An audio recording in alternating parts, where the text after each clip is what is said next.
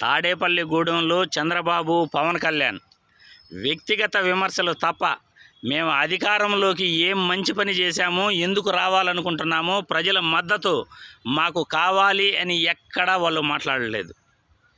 జగన్మోహన్ రెడ్డి చేసిన తప్పుల గురించి వాళ్ళు మాట్లాడట్లేదు. జగన్ ఏం తప్పు చేశాడు అని మీరు మాట్లాడుతున్నారు. ఫస్ట్ ప్రజలకు అది వివరించాలి.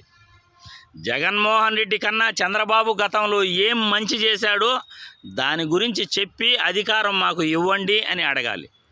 అంతేకాని వ్యక్తిగత విమర్శలు చేసుకుంటూ తల్లి చెల్లి గురించి మాట్లాడుతారా?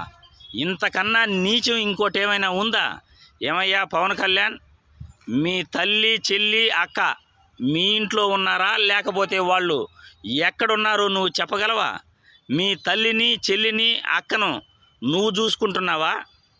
మీ తల్లి చెల్లి అక్క మాత్రం వేరే తావన ఉండొచ్చు, నువ్వు మాత్రం వాళ్ళను చూడవు. మీ అక్క చెల్లి మాత్రం వాళ్ళ మొగుళ్ళతో కాపురం చేయొచ్చు, కానీ జగనన్న చెల్లి మాత్రం వాళ్ళ మొగుడితో కాపురం చేయకూడదు. జగనన్న ఇంట్లోనే ఉండాలి. నువ్వు అలా ఉండకపోతే నువ్వు నోటికొచ్చింది మాట్లాడుతావా? ఏం విజయమ్మ గారు వాళ్ళ కూతురు దగ్గర ఉంటే నీకొచ్చిన ఇబ్బంది ఏంటి? ఒక తల్లి చెల్లి దగ్గర ఉంటే, కూతురు దగ్గర ఉంటే నీకొచ్చిన ఇబ్బంది ఏంటి అని నిన్ను మాట్లాడుతున్నా. నాకు సలహాలు సూచనలు ఇచ్చేవాళ్ళు నాకొద్దు, నా వెంట నడిచేవాళ్లే కావాలి అంటావా? అంటే కార్యకర్తలు సలహాలు సూచనలు ఇవ్వకుండానే నువ్వు మోనార్కులాగా పార్టీని ఏళ్తావా? నువ్వు చెప్పింది వేదమా? నువ్వేమన్నా శాడిస్టా? అంటే నువ్వు చెప్పిందే కార్యకర్తలు వినాలి, కార్యకర్తలు ప్రజలు చెప్పింది నువ్వు వినవా? ప్రజలు ఏమనుకుంటున్నారు? నీ 24 సీట్ల పైన ఏ విధంగా సోషల్ మీడియాలో దుమ్మెత్తిపోస్తున్నారు అవి తెలియకుండా, సిగ్గు లేకుండా మళ్ళీ నువ్వు మాట్లాడుతున్నావు చూడు. దానినే శాడిజం అంటారు, విలనిజం అంటారు. ప్రజలు ఏం చెప్తున్నారో, కార్యకర్తల ఆలోచన ఏంటో, కార్యకర్తల అభిప్రాయాలు ఏంటో తెలుసుకుని ముందుకెళ్ళేవాడే నాయకుడవుతాడు. కార్యకర్తల అభిప్రాయాలను పక్కన పెట్టి ప్రశ్నిస్తాను అని పార్టీ పెట్టి చంద్రబాబు కాళ్ళ దగ్గర పోయేసి నీ పార్టీని పూర్తిగా హోల్సేల్గా అమ్మేసిన నువ్వు ఈరోజు అధికార పార్టీ గురించి మాట్లాడుతావా? 2019కి ముందు పరిపాలన ఎలా ఉందో, 2019 తర్వాత పరిపాలన ఎలా ఉందో అసలు నీకు తెలుసా?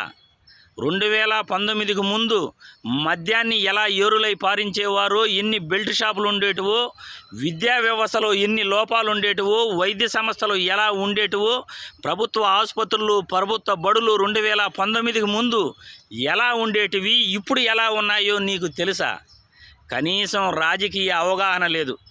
సబ్జెక్టు పైన పవన్ కళ్యాణ్ ఏ రోజు మాట్లాడాడు. నిన్న తాడేపల్లిగూడెంలో చంద్రబాబు కూడా ఏ ఒక్క మాట ప్రజల గురించి మాట్లాడలేదు. వ్యక్తిగత విమర్శలు. యుద్ధం చేస్తారంట వీళ్ళు. ఎవరిపై యుద్ధం చేస్తారు? ప్రజలతో యుద్ధం చేస్తారా? జగన్పై యుద్ధం చేస్తారా? జగన్ ఏం తప్పు చేశాడు మీకన్నా, జగన్ ఏం మంచి చేస్తున్నాడో ప్రజలు చెప్తారు. ప్రజలు డిసైడ్ చేస్తారు.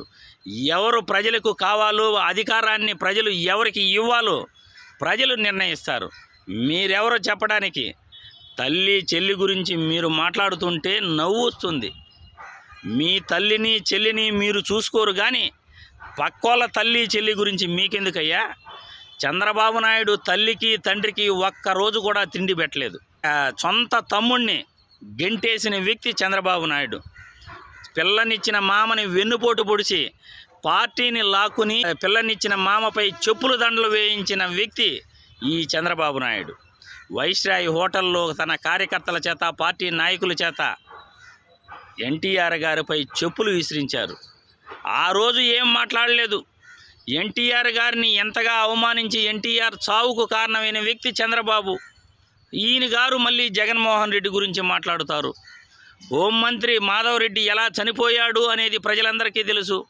వంగవీటి రంగాను చంద్రబాబే చంపాడని ప్రజలందరికీ తెలుసు. ఇన్ని హత్య రాజకీయాలు చేస్తూ మళ్ళీ జగన్మోహన్ రెడ్డిని నువ్వు రౌడీ అంటావు.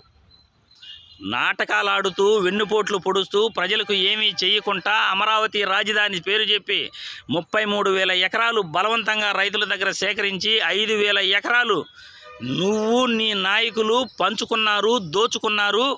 మీ సౌకర్యం కోసం, మీ భూములు వాల్యూ పెరగడం కోసం మళ్ళీ అక్కడ రాజధానిని డెవలప్ చేయాలి అని అంటావు. రాజధాని అన్నది ప్రజల కోసమా లేకపోతే టీడీపీ నాయకుల కోసమా? ఏం మాట్లాడుతున్నారు మీరు? 2019 ముందు పరిపాలన ఎలా ఉండేది, ఇప్పుడు పరిపాలన ఎలా ఉంది? సంక్షేమ పథకాలు డైరెక్ట్గా అవినీతి లేకుండా ప్రజల అకౌంట్లో పడుతున్నాయి. అర్హుడైన ప్రతి పేదవాడికి కూడా మంచి జరుగుతూ ఉంది. గతంలో రేషన్ కార్డు ధనవంతులకు కూడా ఉండేది, ఈరోజు ఆ పరిస్థితి ఉందా? గత పరిపాలన కంటే విద్యా వ్యవస్థలో మార్పు వచ్చింది, వైద్య రంగంలో మార్పు వచ్చింది, ప్రభుత్వ బడులు బాగుపడ్డాయి, ఇప్పుడు ప్రభుత్వ ఆసుపత్రులు బాగుపడ్డాయి, ఇప్పుడు ప్రజల వద్దకు వైద్యం వెళుతూ ఉంది, ప్రజలకు ఉచితంగా మందులు అందిస్తున్నారు, ప్రాథమిక ఆరోగ్య కేంద్రాలు అభివృద్ధి అయ్యాయి, రైతు భరోసా కేంద్రాల ద్వారా రైతులకు ఎరువులు, విత్తనాలు, పంట రుణాలు ఇస్తున్నారు. మరి ఇన్ని మంచి చేసే జగన్మోహన్ రెడ్డిని కాదని, జగనన్నను కాదని మీకు ఎందుకు ఓటు వేయాలో అది మీరు చెప్పండి. అంతేగాని వ్యక్తిగత విమర్శలు చేస్తే మీకు తల్లి ఉంటుంది, మీకు చెల్లి ఉంటుంది, మీకు కుటుంబం ఉంటుంది అని మీరు ఖచ్చితంగా గుర్తుపెట్టుకోవాలని ఈ వీడియో ద్వారా విజ్ఞప్తి చేస్తున్నాను.